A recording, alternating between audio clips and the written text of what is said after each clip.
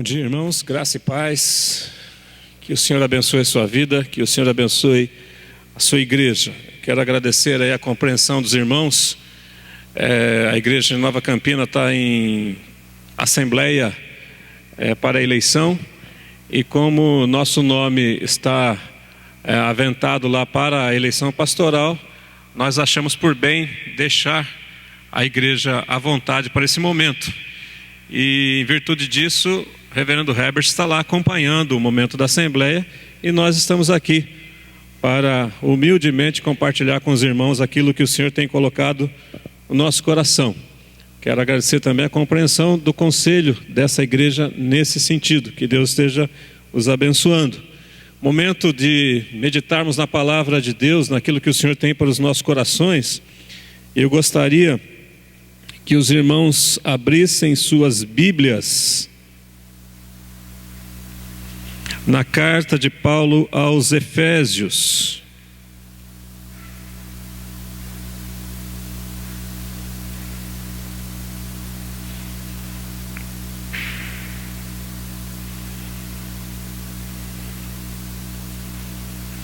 Carta de Paulo aos Efésios. Gostaria de fazer uma leitura bastante breve aqui, apenas um versículo da carta de Paulo aos Efésios. Capítulo 1, versículo 15. Nós depois vamos utilizar outros versículos dentro dessa carta, mas para iniciarmos a nossa reflexão, apenas o versículo 15 do primeiro capítulo de Efésios. Nos diz assim: por isso também eu, tendo ouvido a fé que há entre vós no Senhor Jesus e o amor para com todos os santos, leitura do versículo 16 também, não cesso de dar graças por vós, fazendo menção de vós nas minhas orações. Vamos orar. Eterno Deus e Pai, a Tua palavra está aberta diante de nós. Nós suplicamos que o Senhor nos ensine, fortaleça o nosso coração, nos exorte, que o Senhor edifique a Tua igreja através da Tua palavra, Senhor. Precisamos disso, necessitamos desse alimento, Senhor, e sabemos que teremos com fartura na medida que nos entregarmos ao aprendizado da Tua palavra. Abençoe a Tua igreja aqui, é a nossa oração no nome de Jesus. Amém, Senhor. Irmãos, muitas são as razões que nós nos deparamos às vezes na igreja para nos entristecermos. Quero crer que cada um de nós aqui, se fôssemos relatar uma experiência de ter se entristecido com a igreja, todos nós teremos uma história para contar. Quando nós olhamos a igreja pelo prisma humano, com os óculos humanos, com a lente da carne, nós nos deparamos com situações que nos entristecem. Às vezes uma expectativa a respeito de uma programação que se frustra. Às vezes um desentendimento entre irmãos que causa frieza, distanciamento. Às vezes são questões administrativas, e é bem verdade que nós sofremos com isso mesmo. No entanto, quando a gente passa a enxergar a igreja pela lente da palavra, nós conseguimos superar isso. Nós conseguimos nos manter na igreja. Nós conseguimos enxergar a igreja não só como a igreja militante que se reúne e que batalha contra o pecado, contra o mundo e às vezes contra si mesmo, contra a sua própria carne, mas também conseguimos enxergar a igreja gloriosa, que é a reunião dos salvos em Cristo Jesus. E nós estamos lá na Nova Campina estudando às quartas-feiras justamente essa carta, a carta de Paulo aos Efésios. Estamos estudando capítulo a capítulo, versículo a versículo, e conseguimos enxergar no ensino de Paulo justamente isso. Aquela igreja de Éfeso, se você for acompanhar o texto em Atos capítulo 18, capítulo 19, vai ver o nascedouro da igreja. Quando Paulo chega numa cidade que, segundo os comentaristas, tinha mais de 150 mil habitantes, mas extremamente idólatra.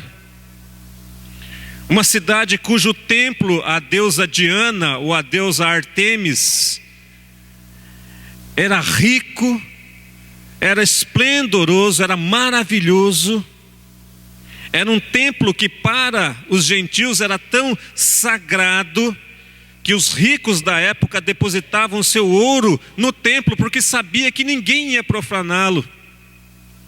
Uma cidade que vivia de construir estátuas da deusa Diana. E Paulo vai e começa a pregar para um grupo pequeno ali, de 12 homens. Quem sabe que reunindo suas famílias, fosse ali a um grupo de 30, 40 pessoas, quando muito.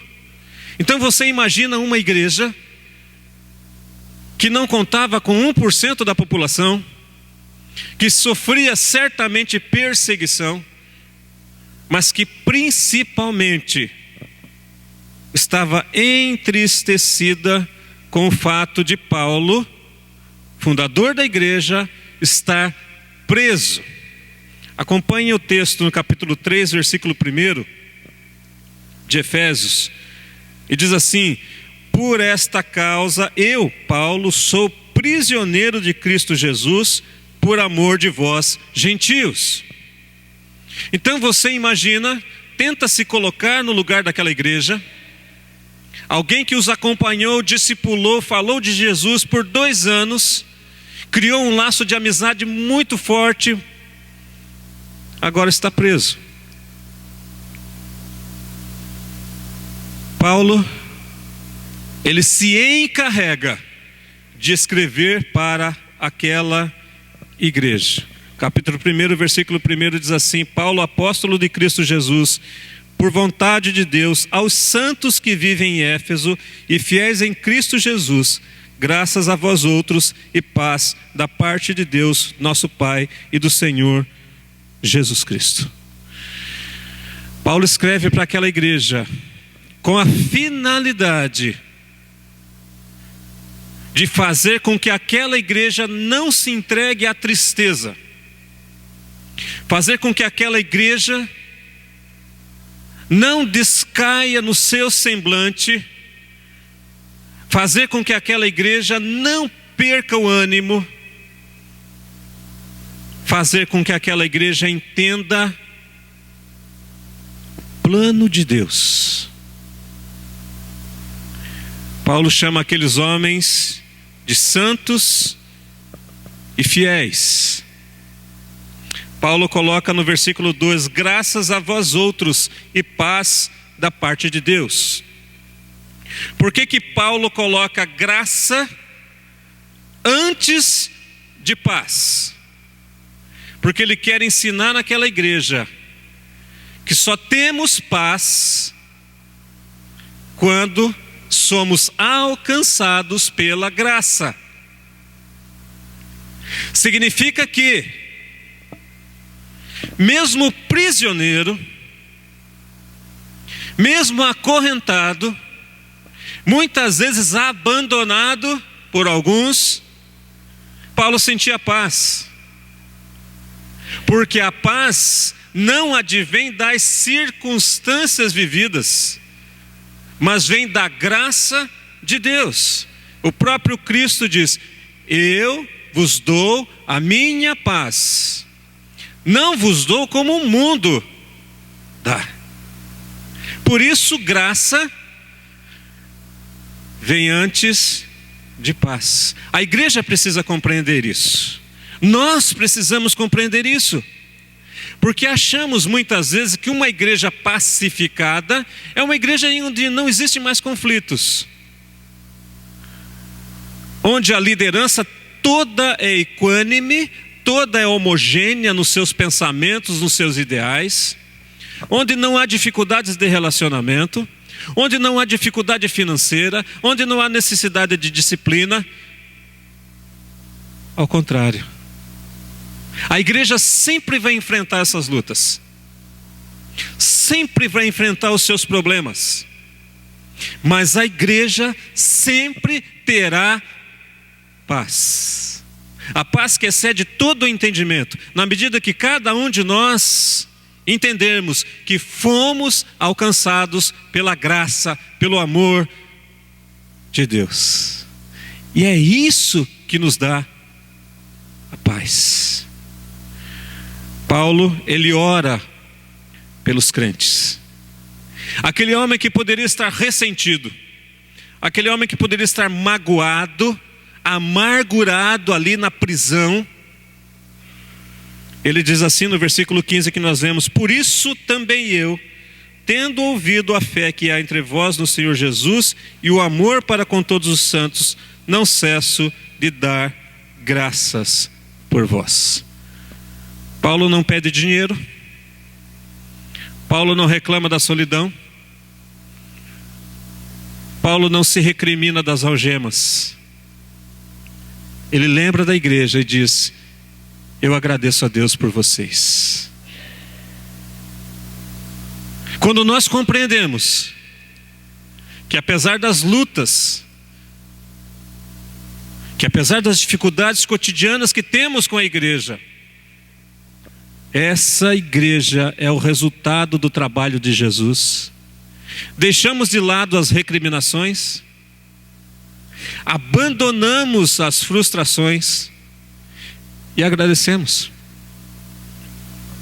Talvez o primeiro sentimento nosso, quando num dia como hoje, domingo bastante frio, chuvoso, a igreja talvez não esteja com a afluência que gostaríamos que tivesse, a gente pensa: poderíamos ter mais pessoas.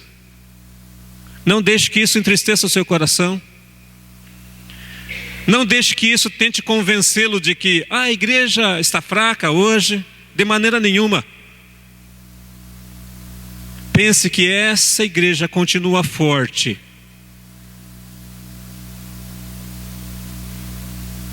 Agradeça ao Senhor por essa igreja, porque aqui estão aqueles que foram alcançados pela graça de Deus. Paulo agradece pela igreja. E ele diz: por isso. Ele começa o versículo 15 dizendo: por isso.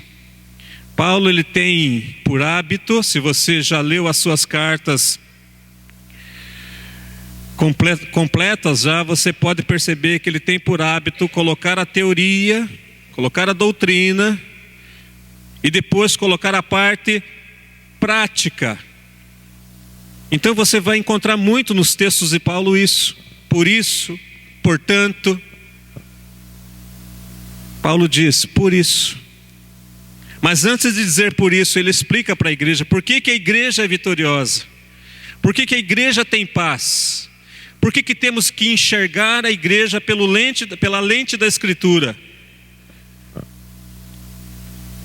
Porque a igreja é plano de Deus.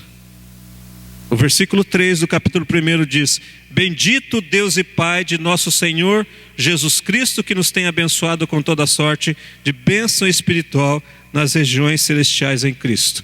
Paulo começa exaltando a figura de Deus. Por quê? Porque a igreja é plano de Deus. Ele vai dizer assim, ainda no capítulo 1, versículo 4: assim como nos escolheu nele antes da fundação do mundo. A igreja é plano de Deus. Esse plano foi executado em Cristo Jesus. Versículo 9 do capítulo 1 diz: desvendando-nos o mistério da sua vontade, segundo o seu beneplácito que propusera em Cristo, de fazer convergir nele na dispensação da plenitude dos tempos todas as coisas, tanto as do céu como as da terra. Se Deus planejou, se Deus escolheu e predestinou, como diz o texto, Cristo é o executor disso, na sua encarnação, na sua obediência completa, na sua crucificação e na sua ressurreição. Até aqui vemos então que esta igreja que aqui se reúne, assim como a igreja de Éfeso, pequena, humilde, pobre, entristecida e preocupada, está dentro dos planos do Senhor. É a obra de Cristo. Mas como aprendemos isso? De que maneira aprendemos isso? O versículo 13 diz assim: em quem também vós, depois que ouvistes a palavra da verdade, o evangelho da vossa salvação, tendo nele também crido, fostes selados com o Santo Espírito da promessa, o qual é o penhor da nossa herança até o resgate da sua propriedade, em louvor da sua glória. O Senhor planejou a igreja. Cristo executa esse plano no seu ministério. Ele é a pedra angular sobre a qual todas as outras pedras vivas se sustentam. E somos convencidos disso pelo Espírito Santo. É o próprio Espírito falando ao nosso espírito. Romanos capítulo 8 diz isso. Ele nos convence que somos filhos de Deus. A igreja não é meramente um empreendimento humano, fadada ao fracasso, à falha. Muito pelo contrário, não é um empreendimento humano que necessita de marketing humano. A igreja é um empreendimento divino, Deus planejou, Cristo executa e o Espírito Santo confirma isso no nosso coração. E é por isso que temos paz com relação à igreja, é por isso que nos alegramos com relação à igreja, e a alegria do nosso coração não carece de estratégias humanas, como temos visto infelizmente em muitos lugares, criando climas, criando momentos que agradem, que atraiam. Nós não precisamos disso. A alegria que temos com relação à igreja vem do Senhor. Qual é a aplicação disso? Paulo também explicita isso no texto. Ele diz assim,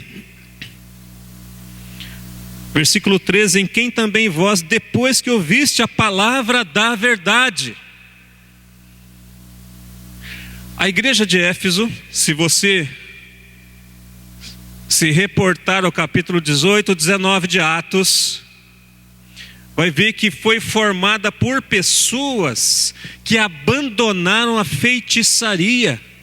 Lá no capítulo 19 diz que ao ouvir o evangelho, muitas pessoas levaram seus livros de magia e queimaram. Eram pessoas que eram guiadas pelo ensino da feitiçaria. Mas agora não. Eles ouviram a palavra da verdade que está aqui. Responsabilidade da igreja. Proclamação.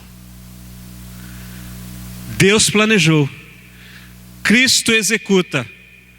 O Espírito Santo nos ensina e confirma isso no nosso coração. E a nossa responsabilidade é a proclamação. Porque a fé vem pelo ouvir, e ouvir da palavra de Deus. Mas como crerão, se não há quem pregue? Nós queremos muitas vezes, irmãos, na ansiedade de termos um grupo maior, de termos uma igreja maior, de termos um número maior de pessoas, nós trocamos as estações. Queremos fazer aquilo que é obra do Espírito Santo. Nós queremos convencer, e por isso criamos estratégias humanas, estratégias de convencimento, de atração. Não é a nossa função é proclamar aquilo que é a nossa convicção. O Espírito Santo nos ensinou que somos filhos de Deus, que somos salvos pelo sangue de Jesus, que é verdade que Deus nos escolheu, que é verdade que Cristo morreu, que é verdade que o Espírito Santo em nós habita. Essa é a nossa função, a proclamação.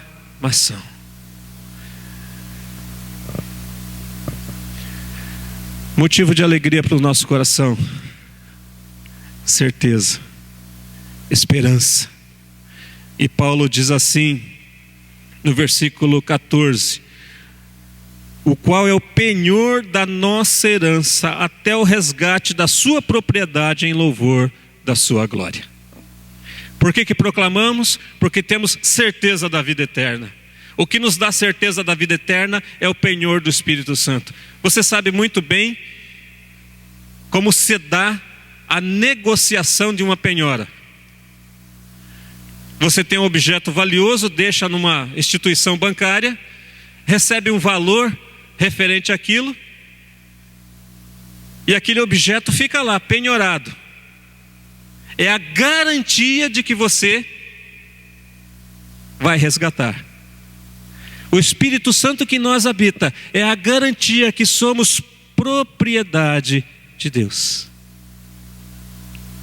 É isso que nos dá certeza, é isso que nos dá esperança da nossa salvação, da nossa vida eterna. É isso que traz paz para a igreja. Não é meramente a ausência de conflitos humanos, mas é a certeza de que todos nós fomos resgatados pela graça. Mas o fato de ter sido pela graça não significa que foi barato. Custou o sangue de Cristo. Então temos que proclamar. Mas temos que proclamar aquilo do qual temos certeza: a nossa salvação. Paulo, no capítulo 1, ele usa por 3 vezes a expressão para louvor da sua glória. O versículo 6 diz: para o louvor da glória da sua graça. Deus nos escolheu para o louvor da sua glória. Cristo morreu, versículo 12 diz, a fim de sermos para louvor da sua glória. E o versículo 14, que nos traz a responsabilidade da proclamação, diz, em louvor da sua glória. Para que existe a igreja? Para o louvor e a glória do nosso Deus.